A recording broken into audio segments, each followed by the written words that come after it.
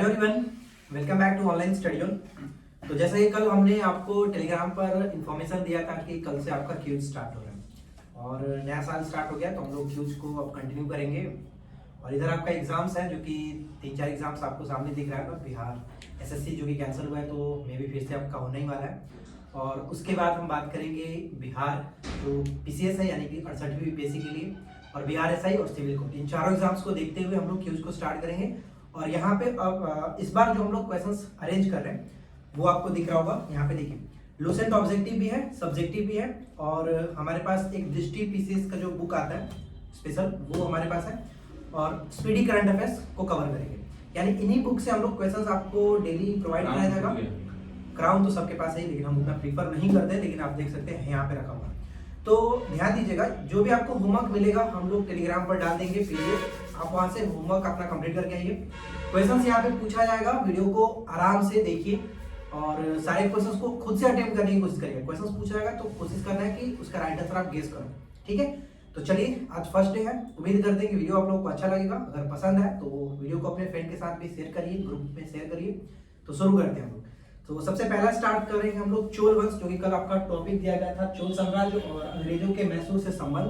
साथ ही साथ current affairs में नवंबर से हम लोग स्टार्ट करें, नहीं पीछे से स्टार्ट करते हुए हम लोग आगे की तरफ जाएंगे। तो नवंबर दिया गया था 1 से लेकर के 10 नवंबर, और उसके बाद साइंस का एक टॉपिक था जो कि मैंने ऑब्जेक्टिव से बोला था आपको पढ़ के आने के लिए। तो इन सभी चीजों को हम लोग कवर करने वाले हैं, तो वीडियो काफी इंटरेस्टिंग है, एंड तक बने रहिएगा। तो शुरू करते हैं सबसे पहला क्वेश्चन। तो बताइए, पहला क्वेश्चन यहाँ पे, निशंसुदिनी देवी का मंदिर का निर्माण किसने कराया था? विजयालय। विजयालय, ठीक है, विजयालय बिल्कुल सही होगा। और चोल वंश के संस्थापक भी विजयालय ही है। चलिए अगला प्रश्न आप बताइए। वहां पे पल्लवों पर विजय के उपरांत आदित्य प्रथम ने कौन सी उपाधि धारण की थी? नहीं, नहीं,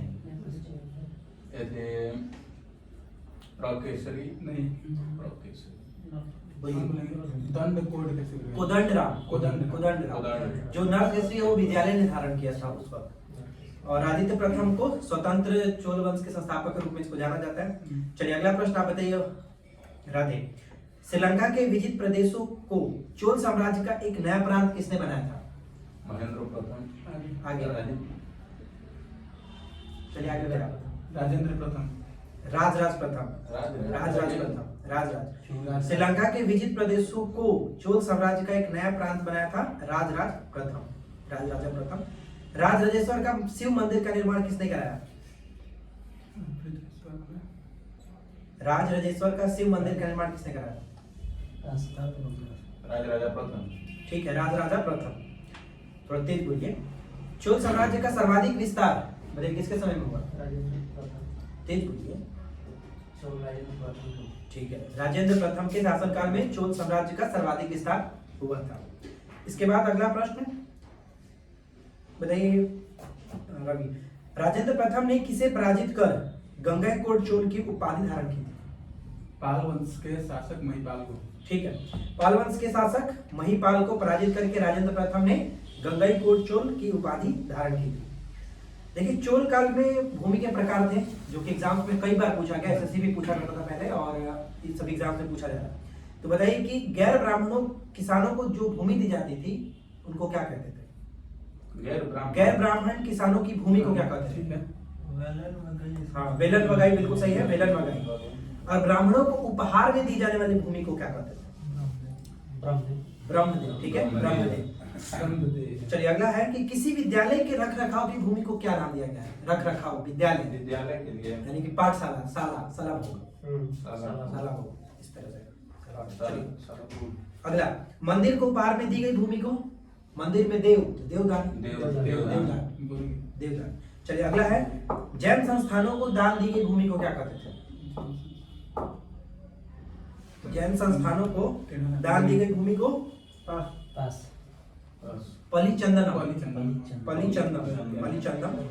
पलिचंदन। फिर सुन लीजिए, वेगन वगाई जो था वो गैर ब्राह्मण किसानों की भूमि होती थी। ब्रह्मदेव जो था ब्राह्मणों को दी गई भूमि को कहते थे। शाला भोग विद्यालय के रख रखाव की भूमि थी।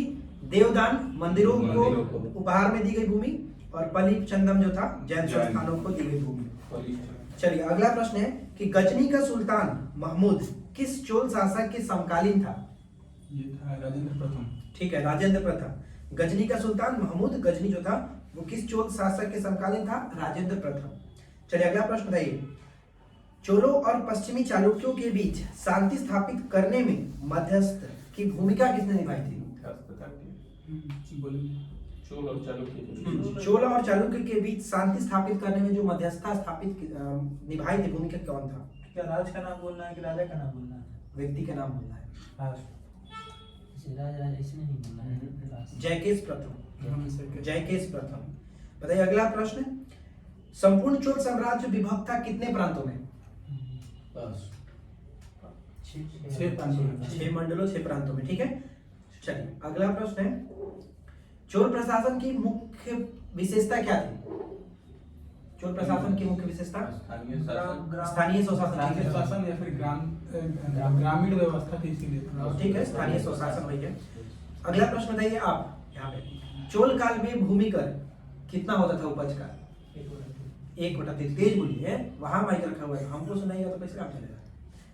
चोल काल में भूमि कर उपज का 1/3 भाग होता था। चोल प्रशासन के बारे में जानकारी किस अभिलेख से प्राप्त होती है? प्रशासन चोल प्रशासन के बारे में जानकारी किस अभिलेख से मिलती है? उत्तर मेरूर अभिलेख। ठीक है, उत्तर मेरूर अभिलेख। ये प्रश्न बहुत इंपॉर्टेंट है। अगला प्रश्न, ब्राह्मणों को दी गई कर मुक्त भूमि को क्या कहते थे? ब्राह्मणों को दी गई कर मुक्त भूमि को, वो तो ब्राह्मणों को दी गई भूमि थी, लेकिन यहाँ पे कर मुक्त भूमि स्पेशल बात की जाती है। तो चतुर्वेदी मंगलम, चतुर्वेदी मंगलम, और ब्राह्मणों को दान दी गई भूमि को ब्रह्मदेव। अगला प्रश्न है कि चोल काल में कलंजू क्या था? सोने के सिक्के को कहा जाता था कलंजू। ठीक है, और हम लोग गुप्त काल में सोने के सिक्के को दिनार, चांदी के सिक्के को रूपक। चलिए, तमिल कवियों में प्रसिद्ध जैन गुधर किसका राज कवि था? जैन गुधर किसका राज कवि था?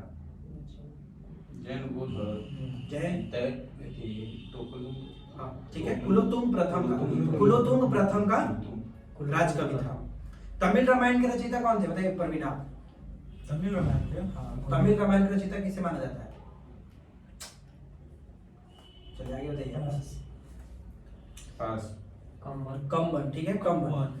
तमिल रामायण के रचयिता कम्बन को माना जाता है। कन्नड़ साहित्य के 3 रत्न कौन कौन से हैं? पेरू नहीं है, पम, पोन और रन। अगला, चोलकालीन किस मंदिर को चोल कला का सांस्कृतिक सार या निचोड़ माना जाता है?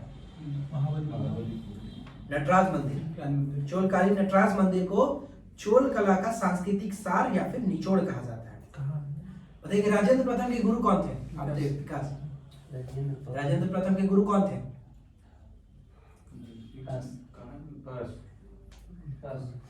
शैव धर्म के संत थे, लेकिन उनका नाम ईशान शैव संत ईशान शिव।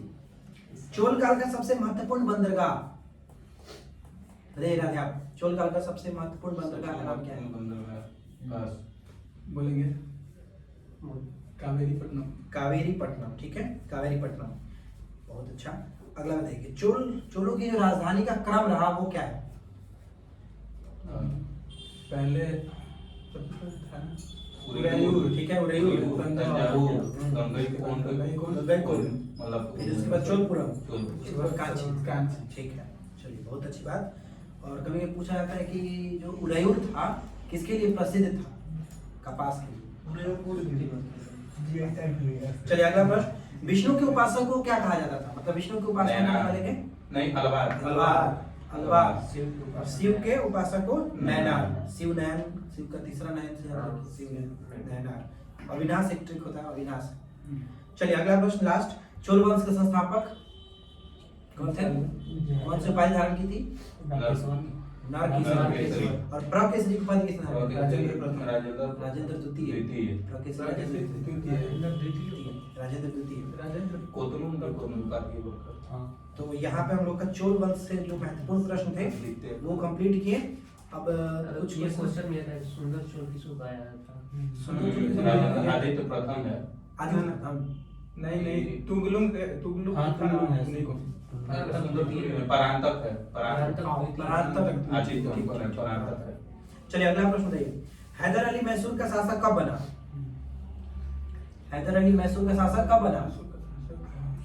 1782 नहीं 1761। हैदर अली की मृत्यु, ठीक से बैठिए। हैदर अली की मृत्यु 84 1782 में। टीपू ने बादशाह की उपाधि कब धारण की थी? श्रीरंगपट्टनम में बादशाह की उपाधि कब धारण की थी?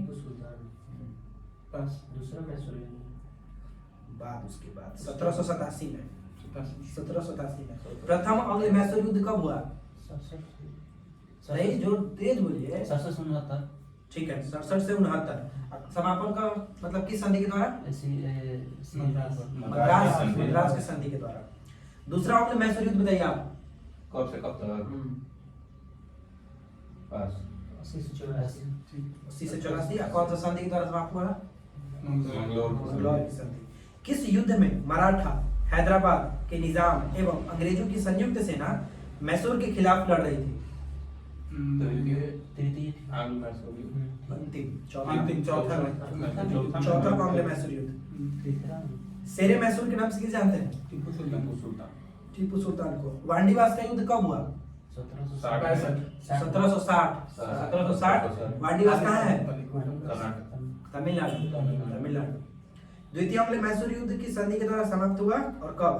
द्वितीय मंगलौर की मंगलौर की संधि 1784। 1784। ठीक है, 1784। ठीक है, तो यहाँ पे हम लोग का 2 टॉपिक कंप्लीट हुआ। अब बात करते हैं हम लोग करंट अफेयर्स, जो कि स्पीडी से दिया गया था। तो चलिए स्पीडी करंट अफेयर्स को हम लोग निकालते हैं नवंबर 1 से लेकर के 10 तक। नवंबर आपका करंट अफेयर जो स्पीडी वाला है वो हमने जनवरी से लेकर के नवंबर तक कंप्लीट कराया जा चुका है। उसका मास्टर वीडियो भी है, तो आप लोग प्लेलिस्ट चेक कर लीजिएगा, वहां पे आपको मिल जाएगा। पीडीएफ भी टेलीग्राम पर डाला गया है, तो वहां से रिवीजन कर सकते हैं। तो पहला प्रश्न है, लक्ष्मी भंडार योजना को स्कॉच पुरस्कार मिला किस राज्य में? पश्चिम बंगाल पश्चिम बंगाल, बिल्कुल सही। आगे बताइए प्रवीणा। स्टील मैन ऑफ इंडिया के नाम से प्रसिद्ध व्यक्ति का निधन हो गया, कौन थे उनका नाम? Steel man steel man of India के नाम से प्रसिद्ध व्यक्ति का निधन हो गया, कौन थे? जमशेद जी ईरानी। अगला, प्रधानमंत्री मोदी ने किस राज्य में स्थित मानगढ़ धाम को राष्ट्रीय स्मारक के रूप में घोषित किया है? Uttar Pradesh.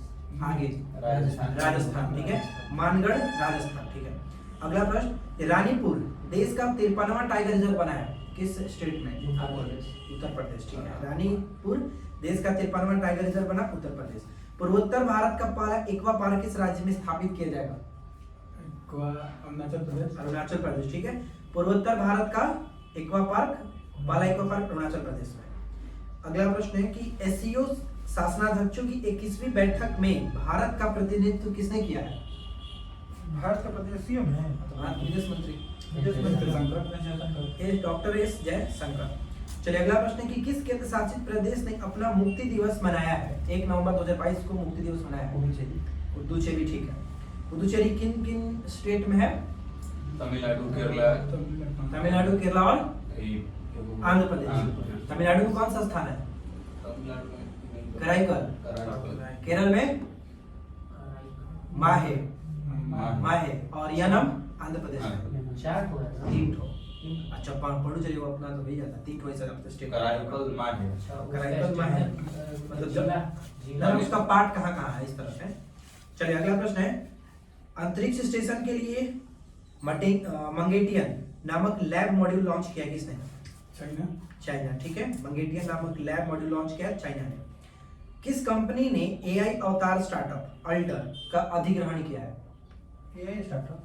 AI startup alter का अधिग्रहण किया है? गूगल। ठीक है, गूगल।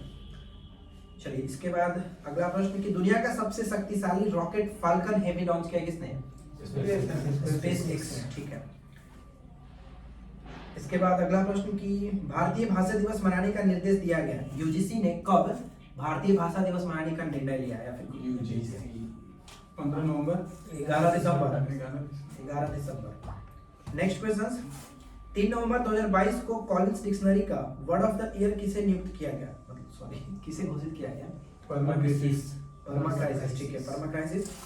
इसके बाद अगला प्रश्न, किस कंपनी ने भारत का पहला रिस्पॉन्सिबल स्टील सर्टिफिकेशन प्राप्त किया है? State certification famous Tata steel. Tata steel, बिल्कुल सही, टाटा स्टील। किस कंपनी ने भारत का पहला रिस्पॉन्सिबल स्टील सर्टिफिकेशन प्राप्त किया है? तो टाटा स्टील। तमिलनाडु सरकार ने हर साल कब राजा राज चोल की जयंती मनाने की घोषणा की है? 3 नवंबर। कितना अच्छा हो गया ना, चोल साम्राज्य पढ़े जब फिर मिलिएगा। दिवस 3 नवंबर को तमिलनाडु सरकार ने हर साल राजा राज चोल की जयंती मनाने की घोषणा की है 3 नवंबर को। अगला प्रश्न, इजराइल के नए प्रधानमंत्री कौन है? कौन बने हैं? Benjamin Netanyahu. Benjamin Netanyahu. इसके बाद अडानी न्यू इंडस्ट्रीज ने किस राज्य में भारत का सबसे बड़ा पवन टरबाइन स्थापित किया है? गुजरात। गुजरात में, गुजरात में। और क्या नहीं है? इसके बाद सब याद है। नेक्स्ट क्वेश्चन बताइए। पढ़िए। चलिए अगला बताइए, तो बताना, किस प्रसिद्ध मलयालम उपन्यासकार को एजुथर्चन पुरस्कार के लिए चुना गया है? आसान है, सेतु माधवन, ए सेतु माधवन। चलिए आप बताइए, नबिका बताइए इस बार। किस राज्य के मुख्यमंत्री ने ई उपहार पोर्टल और सीएम डैशबोर्ड लॉन्च किया है? हाँ, किस राज्य के मुख्यमंत्री, किस राज्य के मुख्यमंत्री ने ई उपहार पोर्टल और सीएम डैशबोर्ड लॉन्च किया पश्चिम है? बंगाल कहना चाहते हैं। हरियाणा, हरियाणा। चलिए अगला प्रश्न है कि मिस्र में हाल ही में आयोजन किया गया है COP27 में भारतीय प्रतिनिधि मंडल का नेतृत्व किसने किया था? मिस्र में भूपेश बघेल। पर्यावरण मंत्री क्या है? भूपेश बघेल। भूपेंद्र यादव। भूपेंद्र यादव। छत्तीसगढ़ के सीएम। चलिए अगला प्रश्न, किस राज्य के मुख्यमंत्री ने लखपति दीदी मेले का शुभारंभ किया है? लखपति दीदी पश्चिम बंगाल मन कर रहा है जाने का, लेकिन नहीं लखपति दीदी। यही तो क्वेश्चन है, सब फंसाने वाले। उत्तराखंड। उत्तराखंड, ठीक है। लखपति दीदी मेले का शुभारंभ उत्तराखंड में। अगला प्रश्न, के स्कूली छात्रों के लिए प्रतिदिन 10 मिनट का योग अनिवार्य किया किस स्टेट ने? कर्नाटक। कर्नाटक, बिल्कुल सही, कर्नाटक। चलिए इसके बाद अगला है कि किसे फ्रांसीसी सरकार द्वारा सेवेलियर पुरस्कार से सम्मानित किया गया है? सेविलियन। सेवेलियर, फ्रांसीसी सरकार द्वारा सेवेलियर पुरस्कार से सम्मानित किया गया अरुणा साईराम। अरुणा साईराम। अगला प्रश्न कि किस देश ने अपना पहला परमाणु ऊर्जा संयंत्र बनाने के लिए अमेरिका को साझेदार बनाया है? पोलैंड। पोलैंड की राजधानी वर्सा। चलिए इसके बाद अगला है 7 नवंबर 2022 को कौन सा दिवस मनाया गया? 7 नवंबर को कानून जागरूकता। राष्ट्रीय कैंसर जागरूकता कैंसर दिवस। जागरूकता दिवस। राष्ट्रीय कैंसर जागरूकता दिवस 7 नवंबर को मनाया गया। अगला प्रश्न कि किस टीम ने पहली बार सैयद मुश्ताक अली ट्रॉफी 2022 जीती है? सैयद मुश्ताक अली। मुंबई ने जीता है हिमाचल प्रदेश को 3 विकेट से हराकर। इसके बाद किस दिवस के रूप में मनाने की घोषणा की है 15 नवंबर को? 15 नवंबर। शिक्षा मंत्रालय ने किस दिवस के रूप में मनाने की घोषणा की है 15 नवंबर को? जनजातीय गौरव दिवस, बिरसा मुंडा का जो जयंती है। चलिए इसके बाद अगला है दुनिया की पहली वैदिक घड़ी कहाँ लगाई जाएगी? उज्जैन में। राइजिंग सन वाटर फेस्ट 2022 का समापन कहाँ हुआ? Meghalaya. Rising sun water fest 2022 का समापन मेघालय में हुआ है। अगला प्रश्न कि 17वें प्रवासी भारतीय दिवस सम्मेलन में किस देश के राष्ट्रपति मुख्य अतिथि होंगे? गुवेना। इसका आयोजन कहाँ पे किया जाएगा? इंदौर में। इंदौर में। इंदौर में 2 साल पे होता है, पिछले बार 21 में हुआ था नई दिल्ली में। अगला प्रश्न, सर्वश्रेष्ठ सार्वजनिक परिवहन सेवाओं के लिए केंद्र सरकार का पुरस्कार किसने जीता है? किस राज्य ने? सर्वश्रेष्ठ सार्वजनिक परिवहन के लिए, सार्वजनिक परिवहन के लिए केंद्र सरकार का पुरस्कार जीता है केरल, बिल्कुल सही है। चलिए इसके बाद अगला प्रश्न कि 8 नवंबर को विधि आयोग के नए अध्यक्ष कौन बने हैं? विधि आयोग के नए अध्यक्ष कौन बने हैं? आपका दोस्तों का नाम है ऋतुराज अवस्थी। चलिए अगला प्रश्न है कि मलाबार एक्सरसाइज 2022 कहाँ शुरू हुआ? जापान में। राष्ट्रीय कानूनी सेवा दिवस कब मनाया जाता है? कानूनी सेवा दिवस 9 नवंबर। 9 नवंबर। इसके बाद उत्तराखंड का राज्य दिवस कब होता है जी? तो ये उत्तराखंड का स्थापना दिवस। I am bad at dates। एक नहीं 9 नवंबर 9 नवंबर, बिल्कुल सही। 15 तारीख। I am bad at dates। चलिए अगला प्रश्न है कि अन्नामलाई टाइगर रिजर्व ने हाथी दंतक ग्रहण योजना का अनावरण किया है, किस स्टेट ने? तमिलनाडु। तमिलनाडु। अगला प्रश्न बहुत इंपॉर्टेंट है कि किस राज्य सरकार ने पारंपरिक कला को पुनर्जीवित करने के लिए हस्तशिल्प नीति 2022 शुरू की है? राजस्थान। राजस्थान। राजस्थान।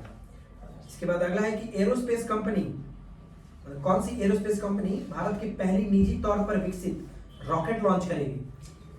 Skyroot aerospace. ठीक है, स्काईरूट एरोस्पेस। अगला प्रश्न है कि किस शहर ने पहली बार नगर पालिका बॉन्ड जारी किया है? जहां गए थे भोपाल।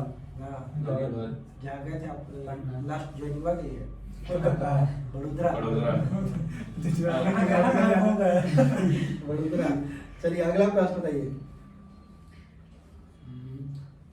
10 नवंबर 2022 के सूचना अनुसार पीएम गति शक्ति मल्टी मॉडल जलमार्ग शिखर सम्मेलन कहाँ आयोजित होगा?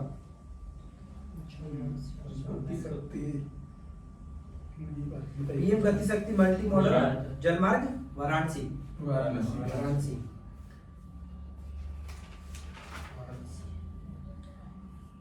चलिए इसके बाद लास्ट क्वेश्चंस।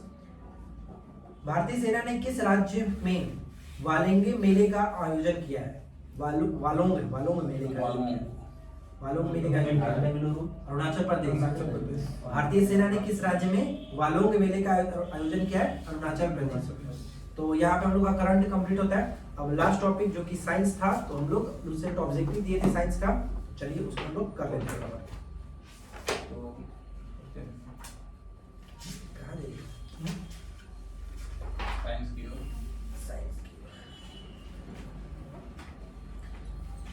तो साइंस का टॉपिक था वनस्पति विज्ञान और उनकी शाखाएं। तो इसमें से कुछ क्वेश्चन जो कि बार बार रिपीट होते हैं, पूछ लेते हैं उसको, ज्यादा कुछ है नहीं इसमें। चलिए बताइए पहला प्रश्न, जीव विज्ञान शब्द का प्रयोग सर्वप्रथम किसने किया था? सबका जीव विज्ञान शब्द यानी बायोलॉजी शब्द का प्रयोग आगे दो गो नाम है लेमार्क और ट्रेवेरेनस। ठीक है, ट्रेवेरेनस।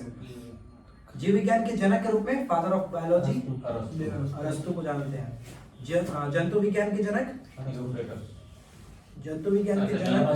अरस्तु। जूलॉजी हो या फिर बायोलॉजी हो, दोनों अरस्तु। वनस्पति शास्त्र के जनक के रूप में किसे जानते हैं? थियोफ्रेस्टस। वनस्पति शास्त्र के जनक थियोफ्रेस्टस, जबकि चिकित्सा शास्त्र के जनक हिप्पोक्रेटस। बॉटनी शब्द की उत्पत्ति किस शब्द से हुई है? ग्रीक। ठीक है, ग्रीक शब्द से हुई है। बॉटनी शब्द की उत्पत्ति ग्रीक शब्द से हुई है। हिस्टोरिया प्लांटरम पुस्तक के लेखक कौन है? प्लांटेनम। हिस्टोरिया प्लांटरम थियोफ्रेस्टस कौन थे? वनस्पति विज्ञान। वनस्पति शास्त्र के जनक। चलिए इसके बाद है हिस्टोरिया एनिमेलम पुस्तक के लेखक अरस्तु है। हिस्टोरिया एनिमेलम पुस्तक के लेखक अरस्तु है। नेक्स्ट क्वेश्चन की फाइकोलॉजी में किसका अध्ययन किया जाता है? सवालों का अध्ययन फाइकोलॉजी कहते हैं। पर्यावरण का अध्ययन जीव विज्ञान की किस शाखा के अंतर्गत किया जाता है? पारिस्थितिकी के अंतर्गत। बिल्कुल सही। अगला है कि डेंड्रोलॉजी का संबंध है वृक्ष और झाड़ियों के अध्ययन को, मतलब अधिकतर मतलब झाड़ी दिया गया, दोनों ऑप्शंस में है। डेंड्रोलॉजी करते हैं। तो डेंड्रोलॉजी झाड़ियों का अध्ययन। पुष्पों का अध्ययन क्या कहलाता है? फलों का अध्ययन है। पुष्पों का अध्ययन एंथोलॉजी।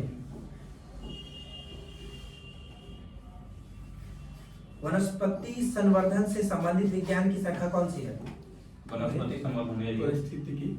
वनस्पति संवर्धन हॉर्टिकल्चर। वनस्पति विज्ञान की वह शाखा जिसमें शैवालों का अध्ययन किया जाता है? हाइकोलॉजी। कौवों का अध्ययन माइकोलॉजी। उसके बाद है कि सिल्वीकल्चर वनस्पति विज्ञान की वह शाखा है जिसमें वर्णन होता है किसका? सिल्वी में रेशम की सेरिकल्चर। सिल्वीकल्चर के अंतर्गत हम देखते हैं वन के विकास। एग्रेस्टोलॉजी में किसका अध्ययन होता है? घासों का अध्ययन एग्रेस्टोलॉजी होता है। चलिए इसके बाद पेडोलॉजी में किसका अध्ययन करते हैं? मिट्टी का। और पेट्रोलॉजी में चट्टानों का अध्ययन। पेट्रोलॉजी चट्टानों का अध्ययन। पेडोल कहेगा तो ये आपका भूमिका चट्टान पे पीटो। पेट्रो पेट्रो पेट्रो पौधों को नाम देने वाला विज्ञान कहलाता है वर्गीकी। वर्गीकी। पौधों को नाम देने वाला विज्ञान वर्गीकी। और वर्गीकी के जनक किसे मानते हैं? फादर ऑफ टैक्सोनॉमी ये है कार्लेस लिनियस। फलों का अध्ययन पोमोलॉजी। पोमोलॉजी, ठीक है, फलों का अध्ययन पोमोलॉजी। और जबकि फूलों का अध्ययन एंथोलॉजी। एंथोलॉजी। परागण परागकणों यानी कि पॉलीग्रेन्स का अध्ययन क्या कहलाता है? पोलियोलॉजी। ठीक है, पैलिनोलॉजी है, पैलिनोलॉजी। अगला प्रश्न है कि साग सब्जी उत्पन्न करने वाले पौधों का अध्ययन क्या कहलाता है? एग्रीकल्चर। पुल्वेरीकल्चर, ठीक है, पुल्वेरीकल्चर। वार्षिक वलयों का अध्ययन कहलाता है डेंड्रोक्रोनोलॉजी। समय मतलब आ गया तो क्रोनो उसमें लगा दिया। नेक्स्ट है कि सजावटी वृक्ष तथा झाड़ियों के संवर्धन से संबंधित अध्ययन का क्या कहलाता है? सजावटी वृक्ष तथा झाड़ियों के संवर्धन से संबंधित अध्ययन आर्बोरिकल्चर। आर्बोरिकल्चर। पौधों का आंतरिक संरचना का अध्ययन किस कहलाता है? शारीरिक। पौधों की आंतरिक संरचना का अध्ययन शारीरिक।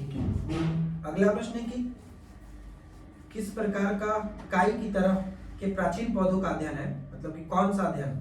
काई की तरह के प्राचीन पौधों का अध्ययन है जो नम आर्द्र वातावरण में बढ़ता है। ब्रायोलॉजी। ब्रायोलॉजी। कोशिका के वैज्ञानिक अध्ययन को क्या कहते हैं? कोशिकाओं का अध्ययन साइटोलॉजी। चलिए, तो वनस्पति विज्ञान और उसकी शाखाओं से संबंधित जो क्वेश्चंस पूछे जाते हैं वो यहाँ पे कंप्लीट हुआ। तो बस आज का क्विज यहीं पे समाप्त होता है। उम्मीद करते हैं कि आप लोगों को वीडियो अच्छा लगा होगा। कल का जो टॉपिक रहेगा वो टेलीग्राम पर आपको मिल जाएगा, तो आप टेलीग्राम ज्वाइन करके रखिए। नीचे वीडियो के डिस्क्रिप्शन में लिंक दिया गया, और अच्छे से पढ़ करके आइए और टेस्ट अच्छे से लगाइए। तो मिलते हैं हम लोग नेक्स्ट वीडियो में। Thanks for watching, keep watching, keep learning.